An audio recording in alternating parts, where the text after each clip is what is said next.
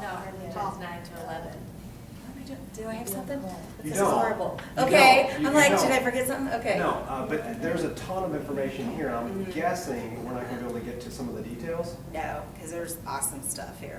We've got, in the training room set up 12:30 to 1:30, the Meg Agent Mastermind. Would you be willing to share some of the stuff in greater detail there? I will do this, yes, I will. No pressure? If there's nothing on my calendar, I'll have to check, because I have my phone. We can firm that up. Okay, I you told firm that don't up, hate me. okay, okay. No, and I'll actually make a copy of the notes, because the notes were phenomenal. Cool. I've already got something planned for that time frame, Okay. but I think this would be a great thing to complement it there too. Before we kind of, I've got one question for both of you guys, and then, I'll field other questions from the audience. My final question is, what's the one thing? I mean, you got, 8 pages from one different class, and I mean, I'm seeing you scroll through the notes page on your iPad, Stephanie. There's a lot of great stuff that you downloaded. What's the one thing that you took away that's going to make everything easier or insignificant in your business or your job role? I can go first. I don't know, I learned a lot. I guess the one thing, well, I learned a lot about the inside sales role. Okay.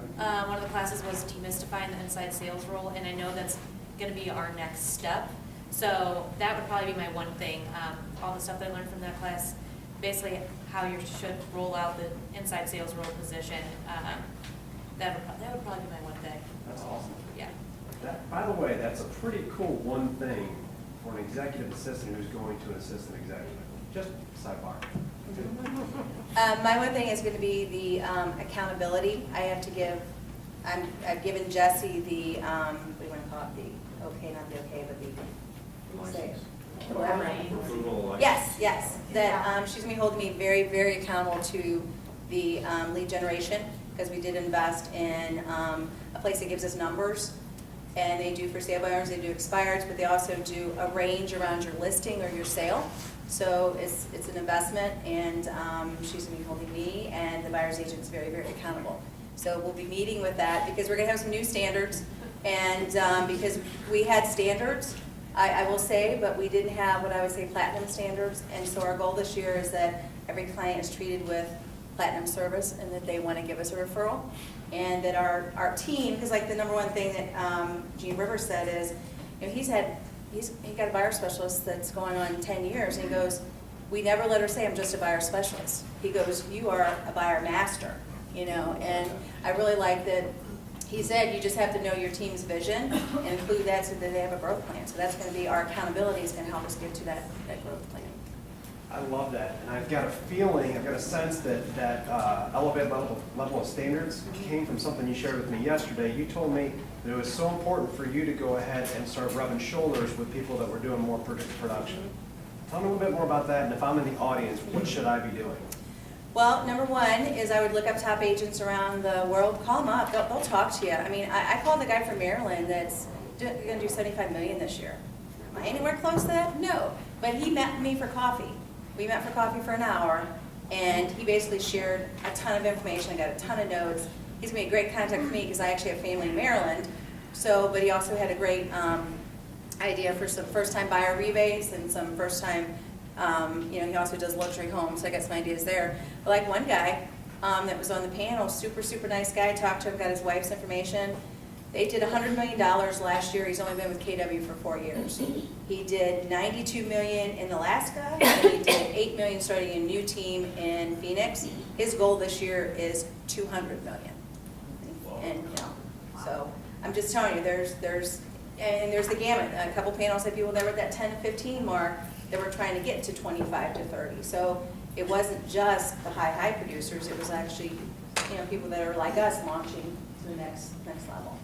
I mean, did you feel uncomfortable with anybody, or No. Yeah. No, everybody was great, and everybody was willing to share anything with you.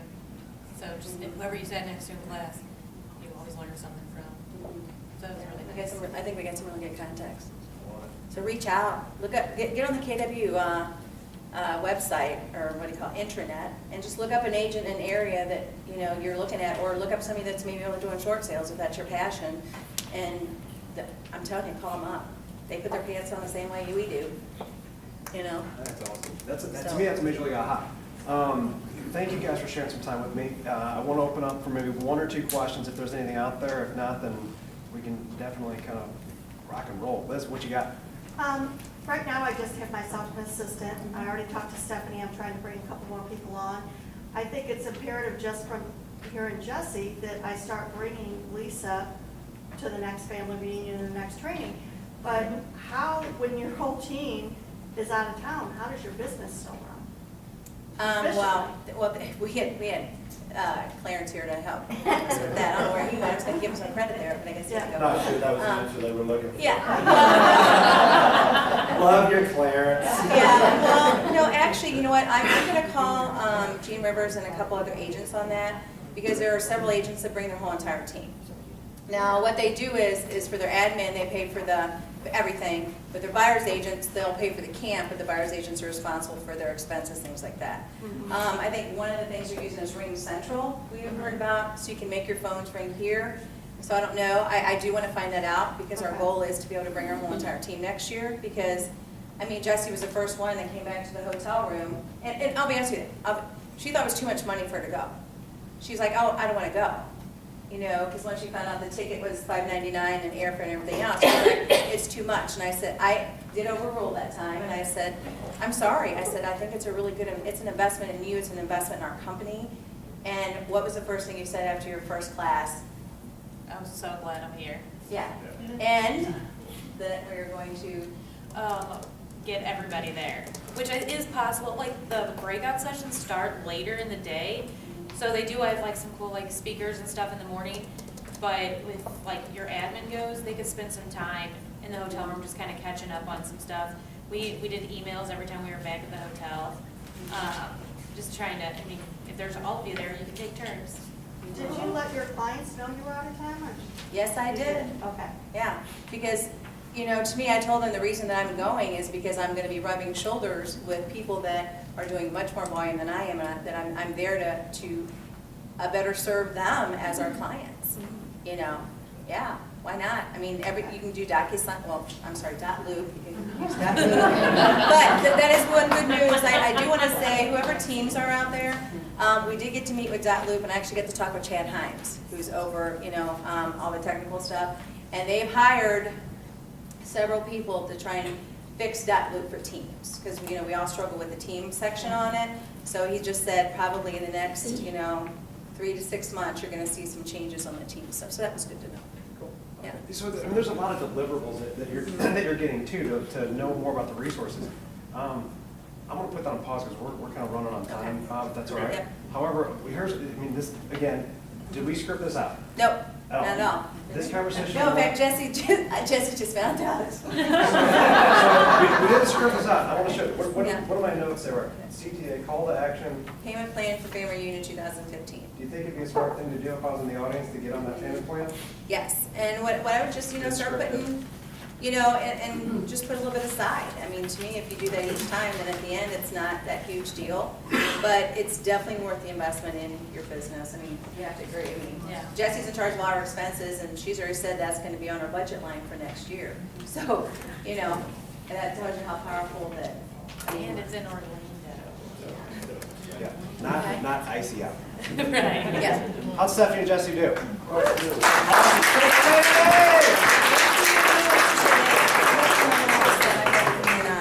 Awesome. Thank you guys. All right, so honestly, that was not scripted, and it went exactly the direction I was thinking it might. So what's the first page you see on your packet? Family reunion 2015. Oh my goodness, and we just got back from family reunion. Why am I talking about this? Because there are a lot of you guys that are in the audience right now that didn't get to go down to this last family reunion because why? Sold out. Sold out. Guess what, guys? There's 90,000 plus agents, and guess what? We're growing another 20,000 is the estimation this upcoming year. So do you think that there might be even that much more interest in the 2015 family reunion? People like Stephanie are coming back to all their market centers doing exactly the same thing. You guys have a registration form in front of you. I highly suggest getting on the payment plan to make sure that it is not, it doesn't impact your pocketbook, and you get down there. It's one of the best investments you can make in your business. Fair? Awesome. So, Our second topic that I wanted to talk about here today is our new relationship, or actually, I don't even really think it's a new relationship. It's actually a deeper relationship with our title company. Those of you who are familiar know that we're in relationship with title partners, right?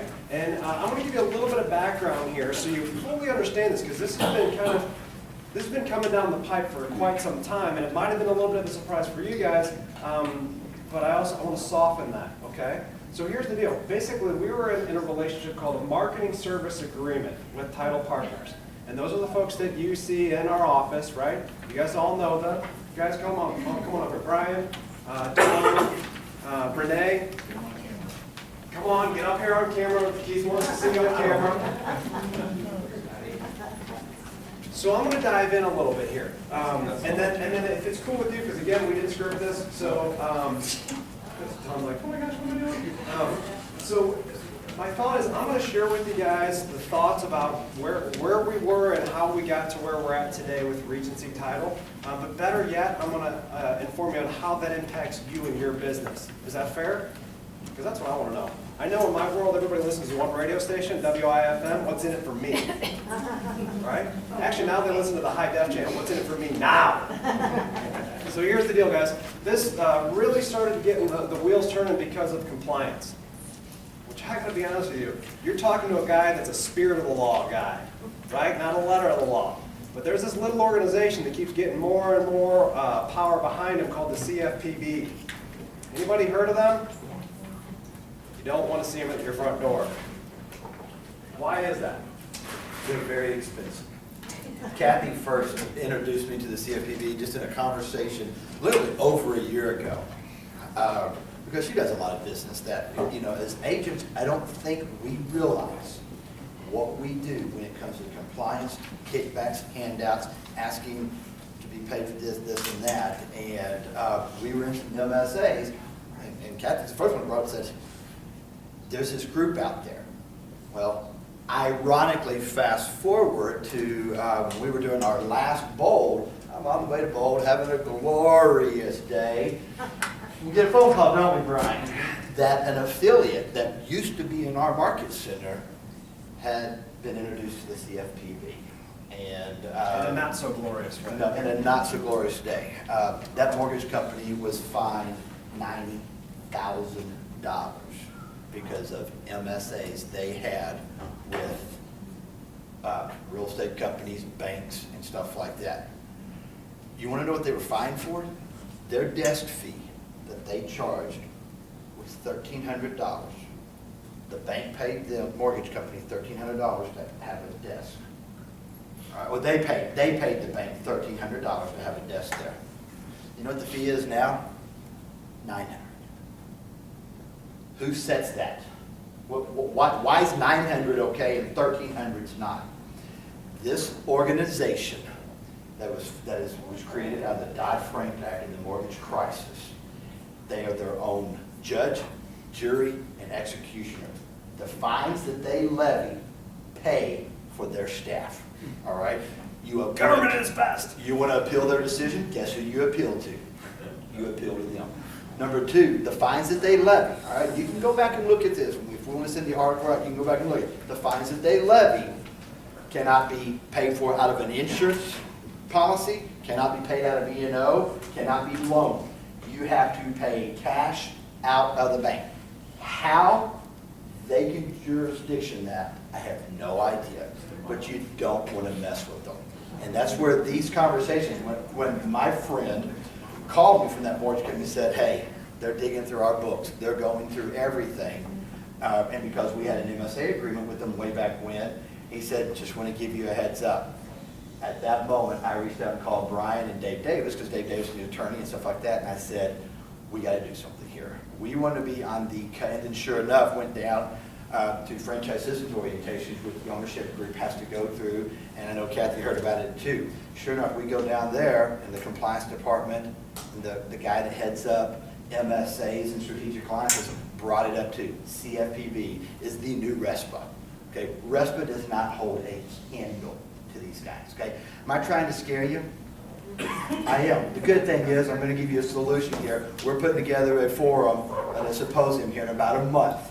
that we're gonna bring in some top experts, some attorneys, and this gentleman that went through this, because it's now trickling down to the individual agents, what you guys are doing with home protection companies, titles and stuff like that.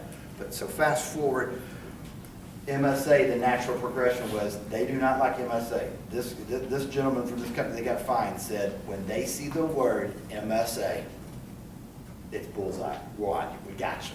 They're going to nail you for something. So we're getting away from those. The natural progression is a JV. And we did this JV.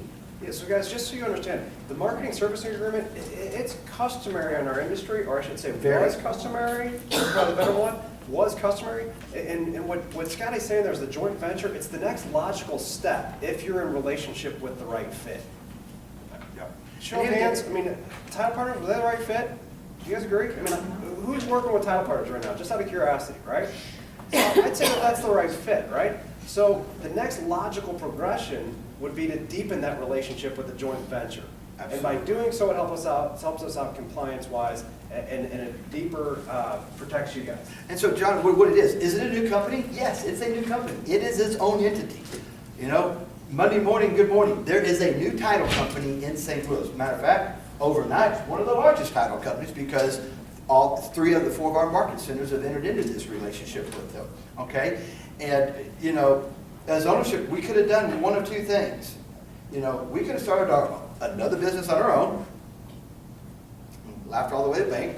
We could have started it with the ownership group of Keller Williams kind of properties owning it, but keeping the money below the line, if you understand Keller Williams' terms, all right? But to stay in culture, to stay in model, all right? Here's how it's going to benefit you guys. All the revenue coming from the new title company is above the line. This will go to, you know, what we were getting in the MSA agreement, and I think this total combined of like $3,000, okay? That, if we do just what we're doing now, okay, that will increase exponentially, all right? And that is all going above the line, which means if you're in the profit sharing system, that's going to pay down the expenses and come back to you guys. So, I mean, I actually be really clear here, because we're an open book company, and there's some projections that I've been privy to I want to share with everybody. So what do we think the projections are going to be as far as the relationship being with Regency Title and a joint venture relationship? You know, the financials that we looked at, we looked at the financials of the 3 market centers that are involved. And just based on, you know, I'm going to be conservative. And at minimum, we're going to go from $3,000 to approximately $10,000 plus if we do just what we're doing now. You know, and we're going to enter in relationships and try and grow that as well, and all that comes in. So, I mean, that's... So the purest way to go ahead and receive a benefit from using Regency Title, by the way, you guys are using title partners right now, and you guys... Nothing's different. The name changed. Right, but the way that you're able to see a benefit or a compliant kickback is maybe the way that I'll put it, is through the profit share. I would just like us to get away from the kickback word. Just straight up. A compliant benefit. There, all right? You okay? Where we at? Bob? Bob's all right? Okay. Yeah, so, John, we need to hit one other thing that we have not done well, okay? And look, when I point out there's 4 fingers pointing back at me. How many of you, when you do your paperwork, you turn that little title form in within 24 hours to the title company? Everybody raise your hand now. Yeah. We didn't do that with title partners. I didn't either. You know, Don, do me a favor. Hey, we got a 20-day closing here. Can you get title started right away? Okay. The CFP will jump on that like no tomorrow. Even if we did not form the relationship and start Regency Title, that policy would have changed, and it changes immediately. Title will not be initiated. All right? You do not have a relationship with title until that form is signed by your client stating you have permission to start a title search on us. Okay? And so if you want to delay and deal with Jackie and them on the other part of the packet, that's great.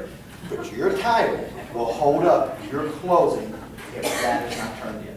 And we are going to be the leaders in the industry from integrity, setting the example of doing it the right way. And that has to, because that's one of the biggest issues they're looking at. That disclosure has to be in place. Am I hitting that right? Yeah, what I'm told is the disclosure, whether you're using Regency Title or not, the disclosure, because of the relationship that Keller now has with Regency, has to be in all files, whether you're closing with Regency or not. So all transactions, buyers, sellers, have to have this disclosure signed. And you So gotta you're have talking the disclosure. disclosure form, not the title order form? Yeah, yes, they're both. Thank you, Kathy. Thank you. And you've got a copy of that on the back of the announcement there. And that title form, and I'm glad you bring that up, that title form, it almost needs to be lumped together, because that title form needs to be turned in whoever you use. If you're on the seller side and, you know, the buyer uses a different title company, and you're gonna go there for convenience, that's fine. Turn that title order form in. You just have to. All right? Yes, some questions real quick. Why isn't Regency just put over to the affiliate disclosure instead of having a separate? We want it robust. Because there's a joint venture now. There's actually an ownership interest of the Market Center with Regency. So it's a different setup than the other vendors have. And it's more of, you're gonna probably see that with some of the other ones. Okay. We just want it robust. I mean, we've had attorneys to look at this to protect us and to protect you, because the problem is, we're all independent contractors, and we're trying to protect everybody. Joe? Is this in addition to the affiliate disclosure? We still get the affiliate disclosure signed as well, right? Basically, Merry Christmas, you got another form. One more form. Anything else?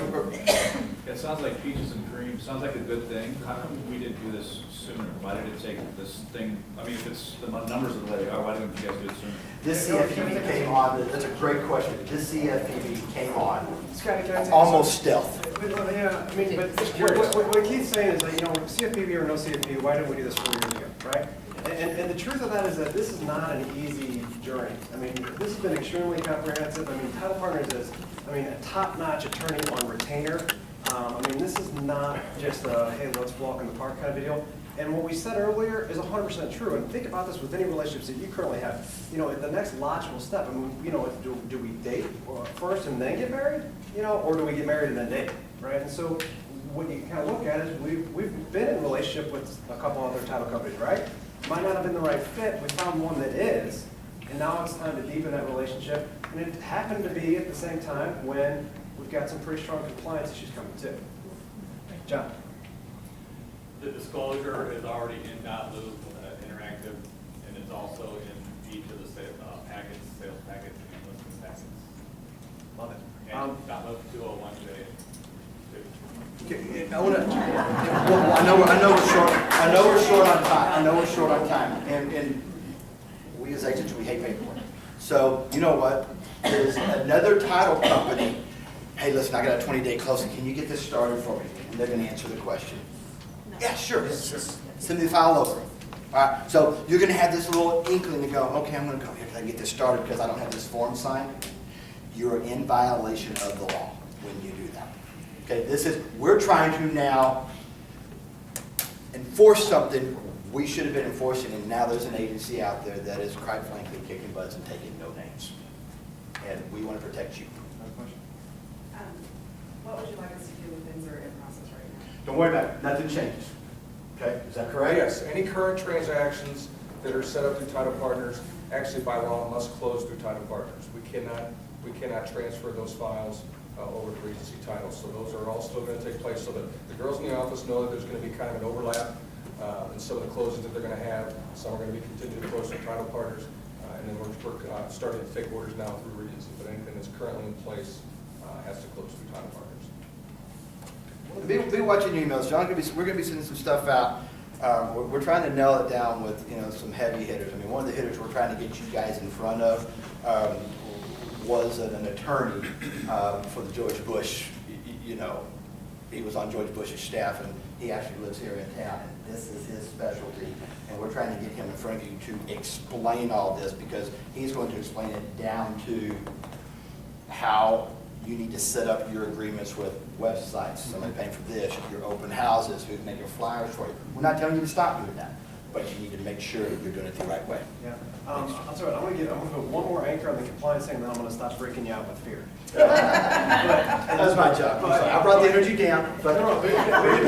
Here's the point, guys. I mean, there's an individual that I'm in a relationship with, and I think you would know this individual. I'm not gonna disclose their name because they know quite a few entities in the local real estate firm or world. And she came to me and said, you know what, I'm getting out of relationship with other organizations because they're out of control. Just saying, just saying. Now, the major thing that I'd be thinking about if I'm an agent, what changes? We've done a great job telling you on the disclosure piece of what changes there, and as far as making sure that there's proper time frame to get that information in.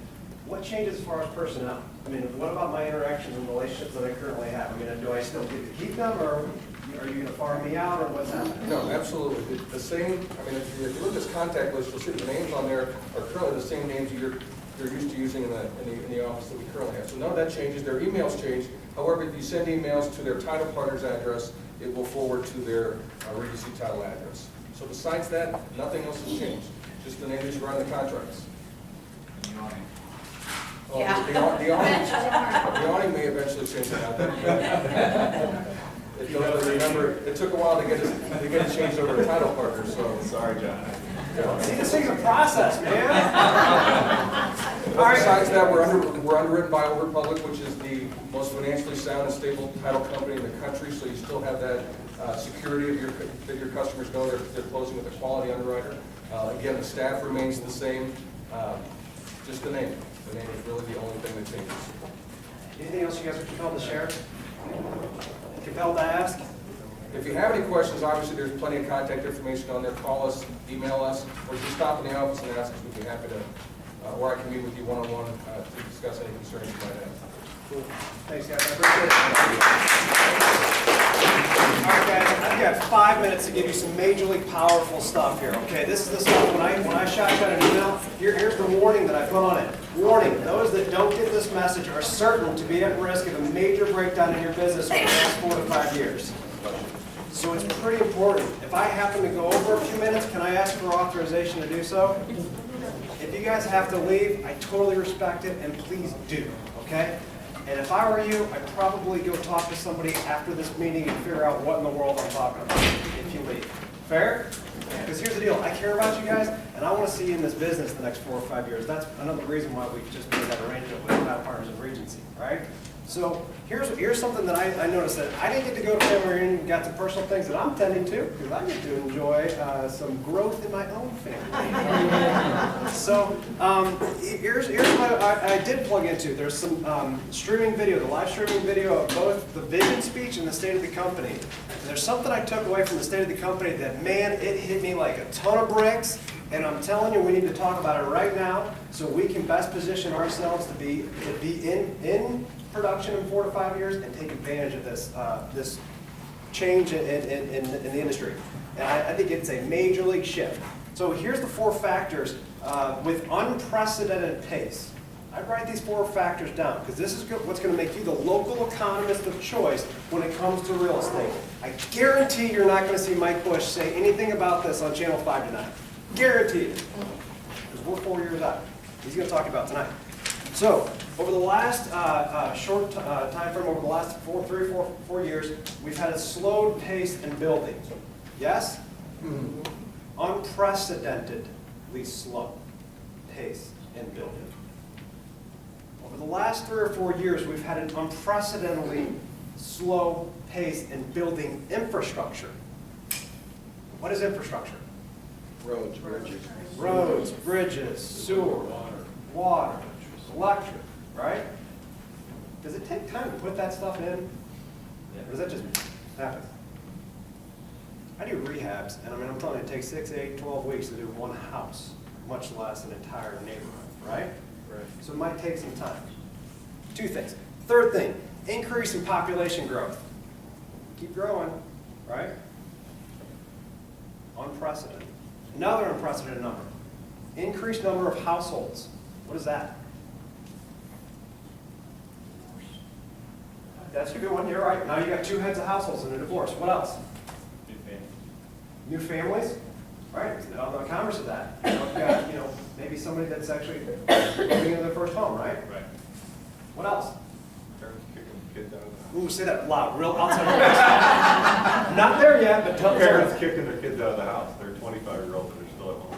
Right, there's statistics that show the kids that get out of college, that they've extended their stay back at home to over 4 years. Do you think that might stop happening? If we get some jobs, it might. All right, so that's a good point, man. All right, so there's 4 unprecedented factors that's going on